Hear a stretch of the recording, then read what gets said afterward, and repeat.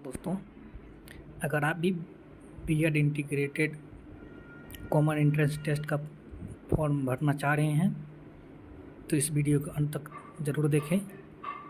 और इस वेबसाइट का लिंक मैंने अपने कमेंट बॉक्स में डाल दिया है, जो कि वहाँ से डायरेक्ट आप कर सकते हैं। तो फिर चलिए आपको इसके बता दें कि इसके लिए कौन कौन से डॉक्यूमेंट रखने होंगे अप्लाई करने। सबसे पहले ईमेल आईडी होना चाहिए, आपका मोबाइल नंबर होना चाहिए और आपका फ़ोटोग्राफ होना चाहिए जो कि 100 KB से कम होना चाहिए। उसके बाद आपको आपका सिग्नेचर होना चाहिए जो कि वो भी 100 KB से कम होना चाहिए।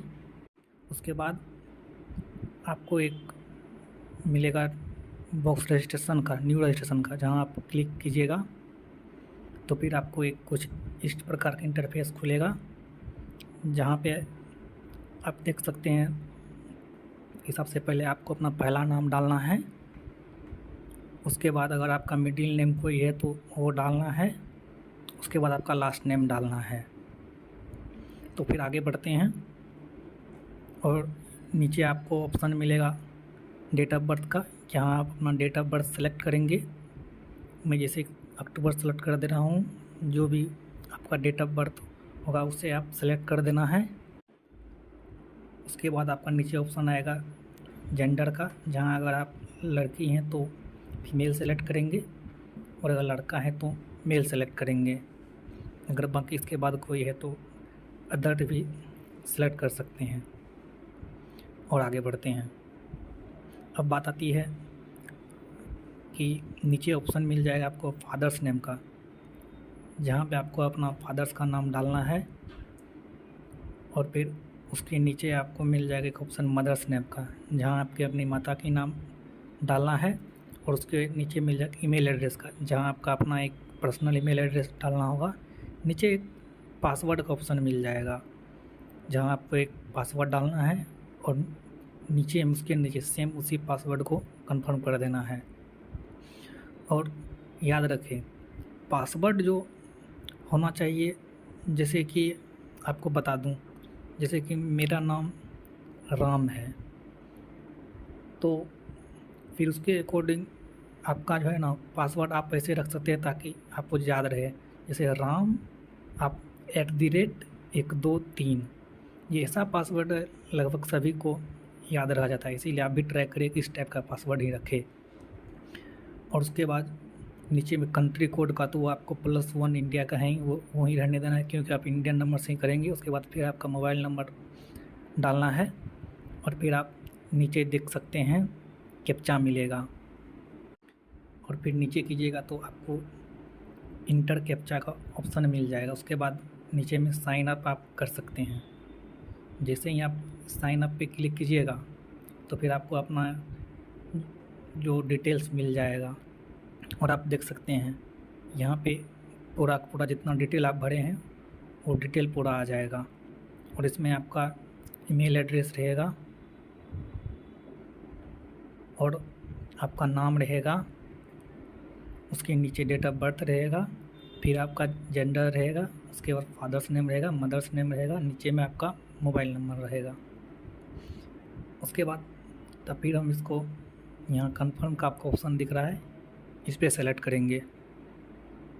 जैसे ही इस पर आप सेलेक्ट कीजिएगा तो फिर आपको एक न्यू विंडो ओपन होगा, जहाँ पे आप नीचे में देख सकते हैं योर एप्लीकेशन फॉर वाला ऑप्शन आएगा, नीचे में वेरीफाई योर अकाउंट का, जहाँ पर आपको क्लिक कर देना है। यहाँ आप जैसे ही क्लिक कीजिएगा तो फिर आपको इसके बाद भी एक न्यू विंडो ओपन होने वाला। उसके बाद फिर वेबसाइट लोडिंग लगेगा। नीचे में आपका जो ऑप्शन आ जाएगा यूज़र नेम डालने का, जहाँ पर अपना ईमेल आईडी डालिएगा, जो कि वही आपका यूज़र नेम होगा। और आपका ईमेल या मोबाइल नंबर पे एक एक्टिवेशन कोड गया है, जिसे आपको डालना होगा यहाँ पे। उसके बाद आपको नीचे में सबमिट का बटन दिखेगा, जिसे आप क्लिक कीजिएगा। उसके बाद आप एक पेज पे आ जाएंगे, जहाँ आपके लगा है आपका नाम आ जाएगा, your account has been activated and you can now log in with your email ID and password. और उसके बाद आप नीचे में एक ऑप्शन मिल जाएगा click here to log in, और फिर यहाँ से आप फिर से लॉगिन कीजिएगा और उसके बाद आपको अपना आईडी पासवर्ड डाल के फिर से लॉगिन करना है। लॉगिन कीजिएगा तो कुछ इस तरह का इंटरफेस आपके सामने खुल जाएगा। जैसे ही ये इंटरफेस खुलेगा आपको यहाँ पे एक ऑप्शन मिलेगा माय एप्लीकेशन पे का, यहाँ पर आप क्लिक करेंगे। जिसे यहाँ पे आप क्लिक करेंगे उसके बाद आपको मिलेगा यहाँ पे कुछ इस प्रकार का ऑप्शन। जैसे ऊपर में आपको यहाँ पे क्लिक कर देना है एप्लीकेंट्स डिटेल पर। आप जैसे ही इस पर क्लिक कीजिएगा तो फिर आपको एक न्यू इंटरफेस देखेगा जहाँ आपका नाम पहले से ही दिया हुआ रहेगा, जो आप रजिस्ट्रेशन के वक्त दिए थे। आपका मिडिल नेम वहाँ दिया रहेगा, लास्ट नाम भी वहीं देना है। बस यहाँ क्या करना है, आपको अपना नाम हिंदी में लिख देना है, क्योंकि यहाँ हिंदी में जो भी आपका नाम होगा वहाँ से आप लिख सकते हैं। उसके बाद आगे बात करते हैं कि आपका फादर्स नेम वही होने वाला है जो आप रजिस्ट्रेशन में दिए हैं। फिर यहाँ मदर्स नेम भी सेम रहने वाला है जो पहले ही डाल दिए हैं। फिर यहाँ पे आप अपना स्टेट सेलेक्ट करेंगे। फिर नीचे में आपका नेशनलिटी, आपका जो राष्ट्रीयता है उसको सेलेक्ट करेंगे। फिर आप अपना कैटेगरी नीचे में सेलेक्ट करेंगे जहाँ पे SC OBC या अनरिजर्व आते हैं। फिर यहाँ नीचे में आ जाएगा ऑप्शन दिव्यांग का। अगर आप दिव्यांग हैं तो इसके लिए सेलेक्ट करेंगे और नीचे में आ जाएगा डेट ऑफ बर्थ का, जो कि आप पहले ही रजिस्ट्रेशन में डाल चुके हैं। उसके बाद नीचे में आ जाएगा आपका जेंडर का, जो कि ये भी रजिस्ट्रेशन के वक्त डाल चुके हैं। चलिए आगे बात करते हैं। उसके बाद यहाँ पे ऑप्शन आ जाएगा do you belongs to ex service man family. अगर आपके फैमिली में कोई भी सर्विस पहले करते थे तो फिर अगर वहाँ से आते हैं तो यहाँ पे क्लिक करके यस टिक कर देंगे, नहीं तो नो कर देंगे। फिर अगर आप नीचे में आएगा तो माइनॉरिटी, अगर आप माइनॉरिटी से बिलोंग करते हैं तो यस कर देंगे, नहीं तो नो कर देंगे। यहाँ पे आपको एक अपना आइडेंटिफिकेशन देना पड़ेगा, जैसे कि आपका आधार कार्ड हो, कोई भी यहाँ जैसे खुलिएगा तो फिर यहाँ पे आपको एक ऑप्शन दिख जाएगा। यहाँ जैसे आप अपना प्रूफ ऑफ आइडेंटिटी नीचे में आपको मिल जाएगा आपका परमानेंट एड्रेस का। यहाँ पर अपना अगर बिल्डिंग नेम है तो बिल्डिंग नेम दीजिएगा, नहीं तो इसको छोड़ सकते हैं। आपका लैंडमार्क क्या है ये आप अपना गांव के बगल का नाम दे सकते हैं। यहाँ पर आपका गांव या सिटी का नाम देना है। यहाँ आपका पोस्ट ऑफिस लिखना है। उसके नीचे में आपको अपना स्टेट सेलेक्ट करना है। फिर उसके नीचे आइएगा तो आपको यहाँ पे डिस्ट्रिक्ट सेलेक्ट करना पड़ेगा। उसके नीचे आपको अपना पिन कोड डालना पड़ेगा। फिर आपका यहाँ पे नीचे आएगा पुलिस स्टेशन का। और उसके बाद जैसे ही आप आगे बढ़िएगा तो फिर आपको यहाँ पे एक अल्टरनेट मोबाइल नंबर डालने की ज़रूरत, अगर आप डाल सकते हैं, अगर है तो आपके पास डाल भी सकते हैं, अगर नहीं है तो कोई बात नहीं। और नीचे में आ जाएगा करस्पॉन्डेंस एड्रेस का। यहाँ आप यहाँ टिक कर सकते हैं अगर आपका सेम ही है, अगर नहीं है तो आप फिर से एक करके भर सकते हैं। तो फिर चलिए आगे बढ़ते हैं। यहाँ पे फिर आपको सबसे नीचे में देखिए, जैसे ही नीचे कीजिएगा ये सब तो आपने पहले से ही भर दिया है। और यहाँ पे देखिए आपको एक ऑप्शन मिलेगा सेव एंड प्रोसीड का। आप जैसे ही इस पर क्लिक कीजिएगा तो आपको कुछ इस तरह का इंटरफेस मिलेगा, जहाँ आपको अपना फ़ोटो और सिग्नेचर अपलोड करना है। और यहाँ पे आप अपना फ़ोटो और सिग्नेचर दोनों अपलोड कीजिएगा। फ़ोटो की अगर बात करें तो 4.5 इंटू 3.5 cm का होना चाहिए और वो 100 KB के अंदर होना चाहिए।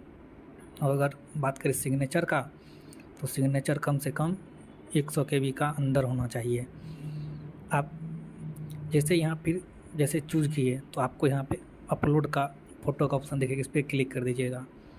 और फिर यहाँ पे ये भी चूज़ किए तो फिर आप अपलोड सिग्नेचर का क्लिक कर दीजिएगा। और उसके बाद जैसे ही उस पर क्लिक कीजिए तो आपको इस प्रकार का इंटरफेस आएगा आपका डॉक्यूमेंट अपलोड करने का। और यहाँ पे आप अपना डॉक्यूमेंट सब अपलोड कीजिएगा। और बात करें क्या क्या डॉक्यूमेंट होने वाला है, तो सबसे पहले आपका 10th का होगा। यहाँ आप सेलेक्ट कीजिएगा कौन सा बोर्ड का नाम, यूनिवर्सिटी का नाम। यहाँ आपका पासिंग ईयर सेलेक्ट कीजिएगा। यहाँ आपका जो इंस्टीट्यूट का नाम होगा वो मार्कशीट दिया होगा वो सेलेक्ट कीजिएगा। यहाँ पर आप मार्क्स टाइप परसेंटेज में है या फिर ग्रेड में वो सेलेक्ट कीजिएगा। यहाँ आपका फुल मार्क सेलेक्ट कीजिएगा। यहाँ आपका पासिंग मार्क। उसके बाद नीचे आइएगा, आपका 12th का भी सेम चीज़ देना पड़ेगा। यहाँ पे अपना बोर्ड सेलेक्ट करना पड़ेगा। यहाँ पे ईयर ऑफ पासिंग सेलेक्ट करना पड़ेगा। यहाँ पे इंस्टीट्यूट का नाम यहाँ पे परसेंटेज है या ग्रेड है, और यहाँ पे आपको ऑब्टेन मार्क्स सर्च करना पड़ेगा, फिर यहाँ पे टोटल मार्क करना पड़ेगा। उसके बाद आपको नीचे में ऑप्शन मिल जाएगा सेव एंड प्रोसीड का। आप जैसे ही इस पर क्लिक कीजिएगा तो फिर आपको मिल जाएगा यहाँ पे डॉक्यूमेंट अपलोड करने का ऑप्शन, और आप यहाँ पे सबसे पहले अपना सेकेंडरी मार्कशीट कीजिएगा अपलोड। अगर आपका 10th का है, 10th ही आता है, तो वो आप यहाँ पे अपलोड कीजिएगा और यहाँ पे फाइल को चूज करके यहाँ पे अपलोड का बटन दबा दीजिएगा। और नीचे में आता है हायर सेकेंडरी मार्कशीट, यानी कि अपना 12th का मार्कशीट यहाँ अपलोड करना है आपको, और यहाँ फिर अपलोड का बटन दबा दीजिएगा। नीचे जैसे अगर आप कास्ट सर्टिफिकेट लगाए हैं तो फिर वो भी अपलोड करना पड़ेगा, और इसको क्लिक करके आप अपलोड पे दबा दीजिएगा। नीचे आप यहाँ पे सेव एंड प्रोसीड का ऑप्शन है, इसे आप क्लिक करिएगा। और उसके बाद बात आती है कि एग्ज़ामिनेशन सेंटर का, और यहाँ पे ऊपर में आपको दिखेगा ये ऑलरेडी वहाँ चूज किया हुआ ही दिखाया था, क्योंकि आपकी लोकेशन के अकॉर्डिंग होता है। उसके बाद आप सेव एंड कंटिन्यू का ऑप्शन दिखेगा, उस पर आप क्लिक कीजिएगा, और उसके बाद फिर आ जाएगा आपका प्रीव्यू का ऑप्शन, एप्लीकेशन प्रीव्यू का ऑप्शन। यहाँ पर आप अपना एप्लीकेशन पूरा पढ़ सकते हैं, और कन्फर्म एंड सबमिट पे क्लिक कीजिएगा। उसके बाद आप पूरा डिटेल पढ़ लीजिएगा, उसके बाद ही इस पर क्लिक कीजिएगा, और उसके बाद आपको यहाँ पे पॉपअप खुलेगा आपको कंफर्म करने का। आपको कंफर्म करना है तो यहाँ ओके लिख दीजिएगा। ओके पर जैसे ही क्लिक कीजिएगा तो फिर आपको यहाँ पे आ जाएगा पेमेंट का ऑप्शन, और यहाँ पर आप पेमेंट को सेलेक्ट कीजिएगा।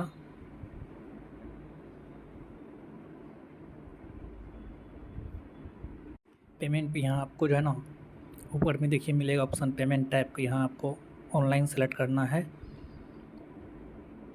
और फिर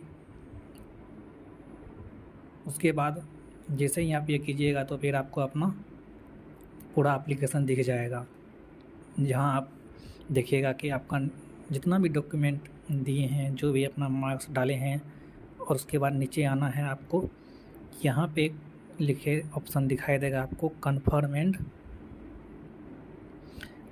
एंड सेव का, फिर वहाँ से आप कर सकते हैं डायरेक्ट।